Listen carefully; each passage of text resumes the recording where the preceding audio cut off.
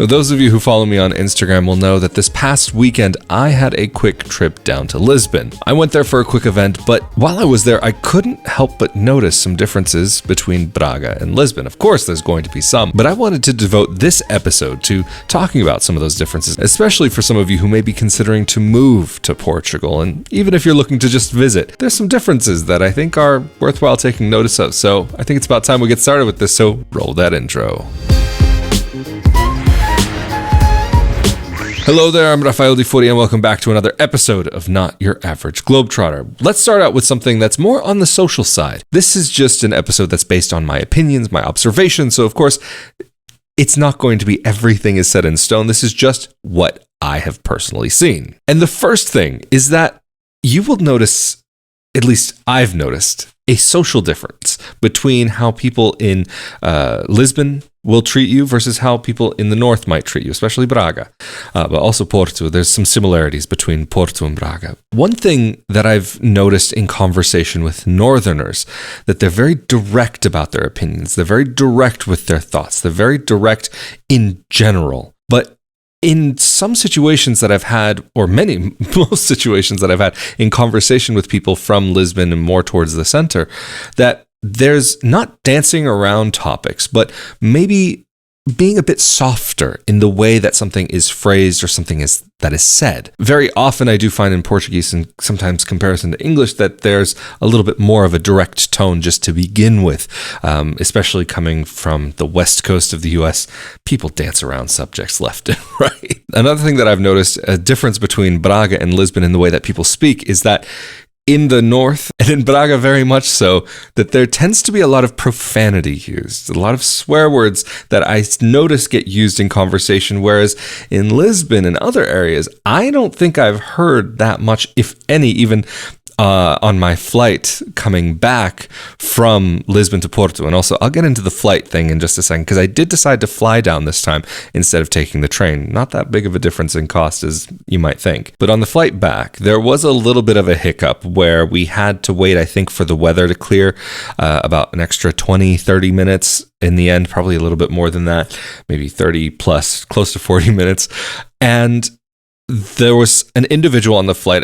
I could tell from his accent that he was definitely from the north. But then on top, he ended up using some very, very foul language towards the cabin crew, shouting at them some very foul language which could definitely get this video taken off of YouTube. So I will refrain from the usage of such words. He was only a couple of rows ahead of me, but I did hear the cabin crew say very politely, very commonly, "Sir, there's no need for usage of such language," and I could tell from their accents that they were probably from Lisbon or somewhere nearby. And also I've heard in other situations with friends of mine who are from Lisbon about their shock at some of the usage of words that come from the north of the country, Braga in particular, and how they just wouldn't even dare to imagine speaking in such a way. So that's also just, again, when I'm talking about speaking directly about things, I'm also talking not just about topics, but also some of the words that get used, and also the way, the tone of the language also changes a bit.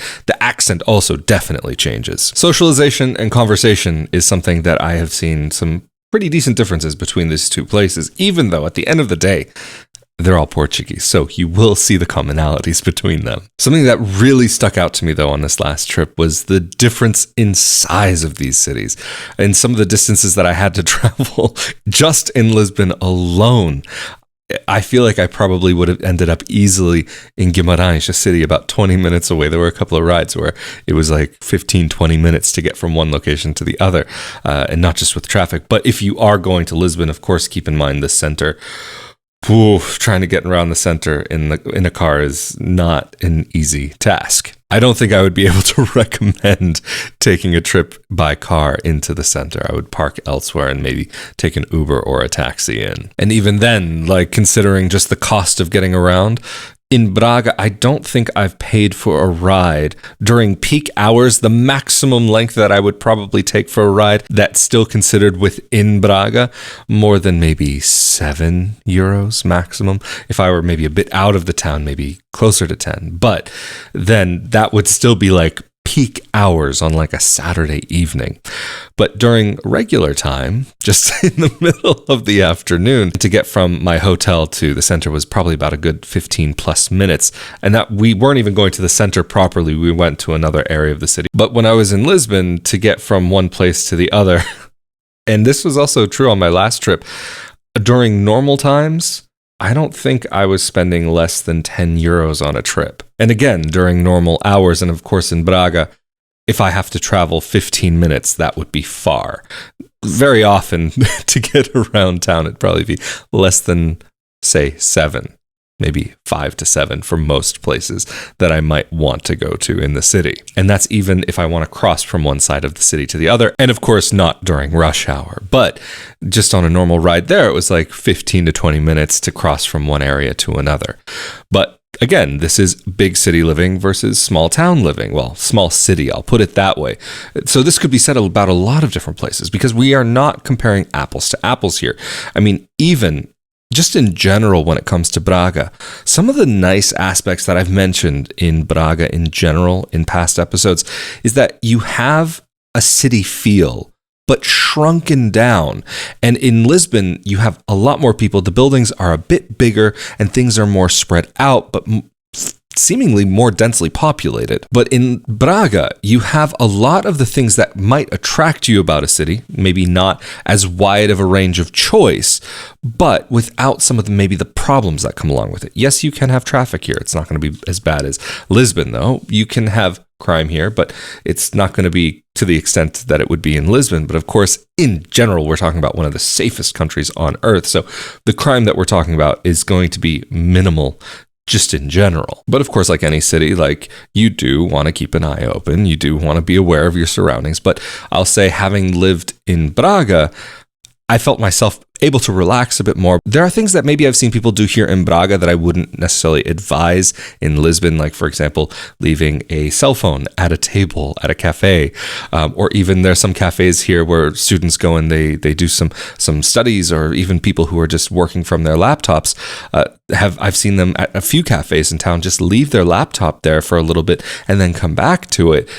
That's something I would never want to do in Lisbon. I wouldn't do it in Braga personally also, but I've seen a lot of people do it here, but I don't think it would be the best idea to do in Lisbon. So even getting back to this idea about getting around like Lisbon or Braga, it's nice to be in Braga for the simple fact that if you feel like walking, you can walk to most places and it wouldn't be that long of a walk. Whereas in Lisbon, for some of those like 15, 20-minute rides that I had, I wouldn't imagine wanting to do that walk if I'm trying to get someplace. Whereas when I came back here to Braga, I didn't feel like being on public transportation, private transport. I didn't feel like being on transportation anymore. I wanted some fresh air. I was tired of recycled air. I needed real air to fill my lungs. So I decided when I got back to Braga, well, I'm just going to walk home. And that's the thing, is in Braga, you realistically are able to do that. If you have a little bit of extra time,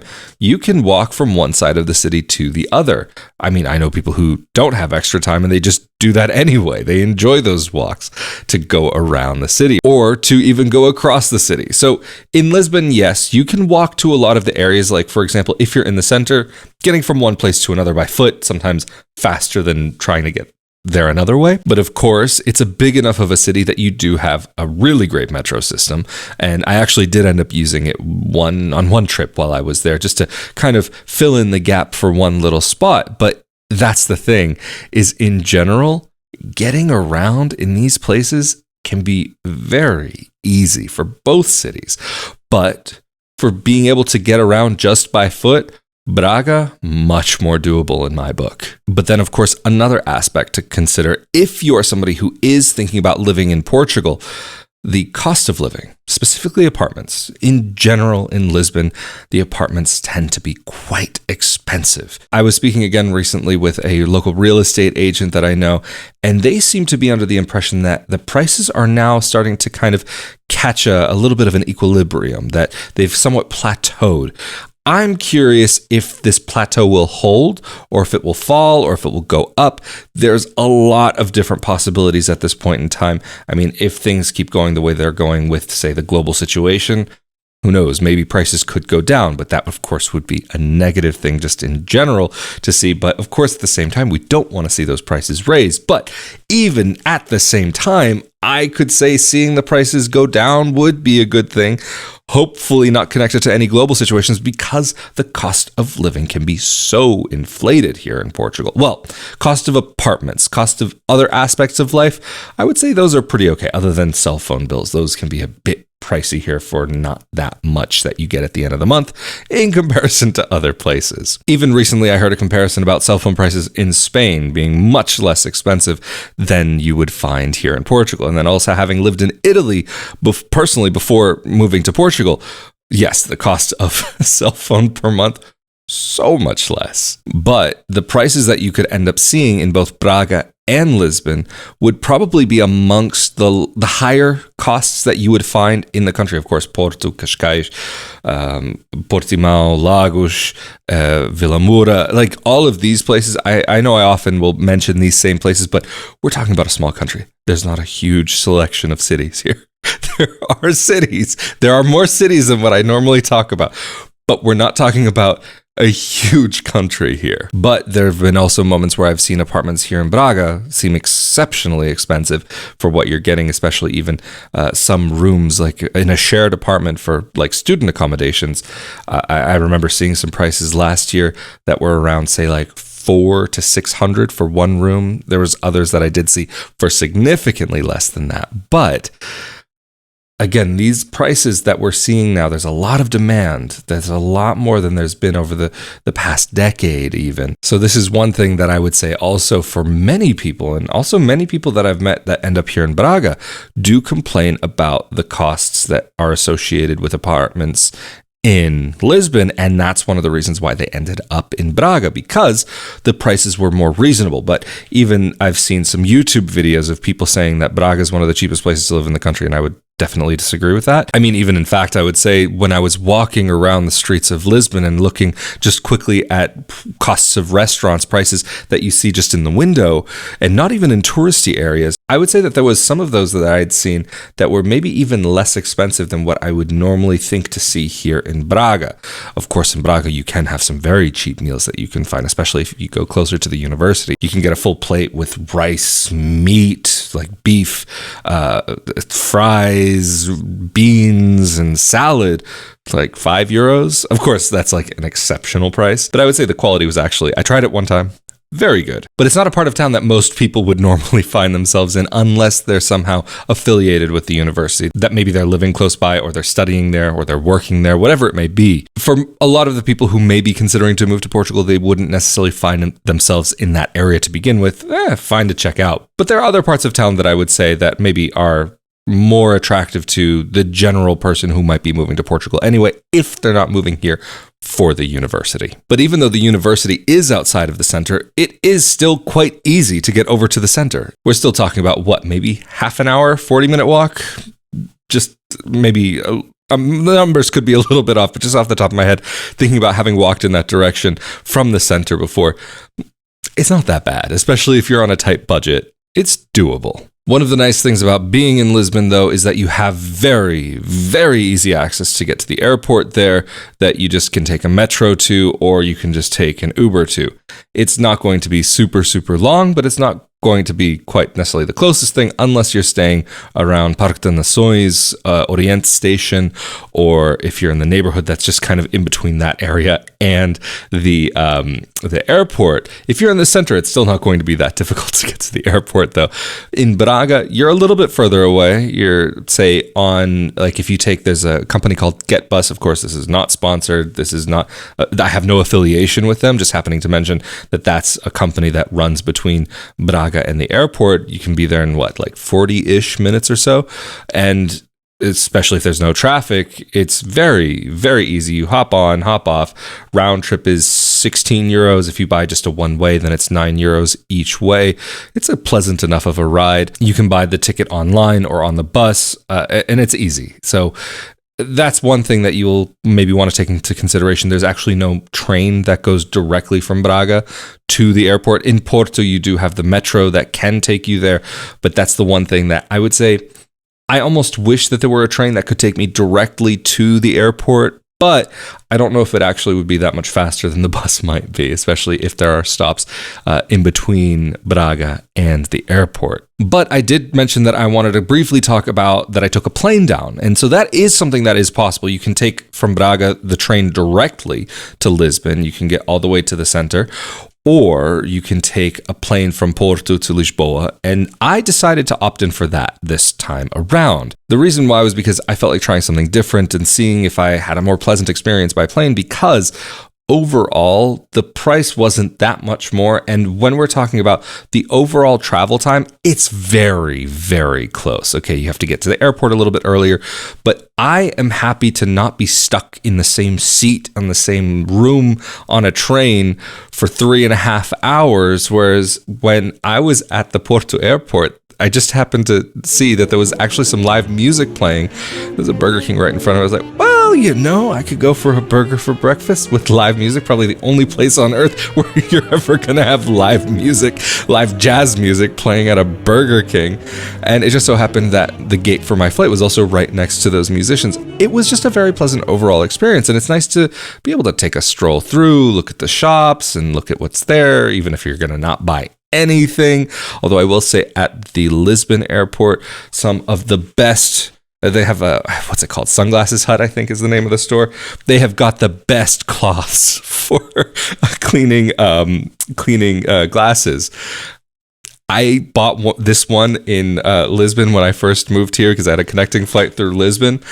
And I will say I was so disappointed that I didn't buy another one that when I came back on this trip, I had to make sure that I stopped at the store to buy a few more just to make sure that I would have, because I use them for my glasses, for lenses, for this, for that, and the other.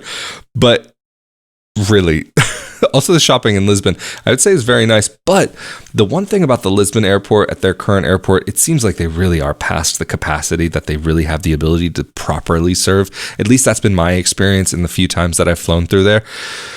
But Porto was actually much more laid back, a little bit more chilled. Granted, there were different times of day when I were there at each one, but I would say I prefer the Porto airport over the Lisbon airport. At each of the times that I've been to the Lisbon airport from now or way in the past, the food court has been super bogged down and super just filled to the max. A lot of options, though, for food, and some of them actually, like, pretty surprisingly good in comparison to what you might normally find at an airport. But of course, you do have your regular fast food that you can find there. And the same goes for the Porto airport. Even actually in Porto, of course, because it's Porto, they have to have francesinha in the airport itself. There's a big sign that says francesinha. I would say overall, I actually, if I had to be flying around Europe, I might prefer to be better connected to Porto than to Lisbon. So as somebody who's living here, I can say that I'm glad that I do have that access through the Porto airport. But of course, there are more flights in general that are connected to the Lisbon airport. So you will find, if you are trying to fly into or out of Porto, that you might have some limitations on the direct flights that you'll be able to find or how often those flights may go. But when we're talking about flying from Lisbon to Porto, Porto-Lisbon round trip, I was able to find tickets that were about, I think, 70-ish euros round trip. Definitely worth it. I can't remember exactly the price of the train ticket, but of course, it depends on your travel style and what you like to do. I think in the future, if I were to go back from Braga to Lisbon, I might be more inclined to take the plane because also you can, like I said, you can just chill at the airport, enjoy the time. But the actual amount of time in transit is like nothing. They say on the website of the TAP Airlines that you have, 50 minutes or an hour, depending on the flight. But realistically, the flight was maybe one direction just shy of 40 minutes, and then the way back maybe 35-ish. As soon as you come up in the airplane, they start, like, you don't even have a point where they just level off. You immediately, as soon as the nose comes down, that means you are coming in for your approach. Ladies and gentlemen, we are coming into our approach into Lisbon. So, even like when you kind of hit that plateau on the flight that what is the apex or whatever it is of your flight that you're just leveled off, usually they turn off the fasten seatbelt sign for a little while, 10 minutes, 20 minutes, an hour, a few hours. This flight is so quick that they turn it off and then back on immediately because you're maybe hanging flat for like 10 seconds. So it's really actually, I would say, very pleasant, especially if it's not windy. I had a little bit of turbulence coming into and out of Lisbon. It definitely was nice to have that shorter time actually in transit. I personally prefer that, especially if the prices in the end are somewhat closer. Also, if you're somebody who gets motion sickness, less of a chance theoretically, as long as the weather is okay, of getting that motion sickness on the plane than the train, just because of how short you're there. But anyway, I've been going on long enough, so thank you all so much for joining for another episode of Not Your Average Globetrotter, but especially a huge thank you to those of you who helped to make these episodes possible through Patreon, the one-time donations, like here on YouTube through the thanks button, or rafaeldefuria.com/support. Thank you all who are subscribed and who like these episodes and share them with your friends. Truly, thank you all for helping this project to be able to continue on in the various ways that you guys take part in this. And of course, if you have any tips, or if you have any ideas, or if you have any points that you've noticed between Braga and Lisbon, or the north of Portugal and the center of Portugal, I'd love to hear them down in the comment section below here on YouTube. Of course, as always, I'm Rafael de Furia. Stay safe and healthy, and I will see you all next time for another episode of Not Your Average Globetrotter. Later.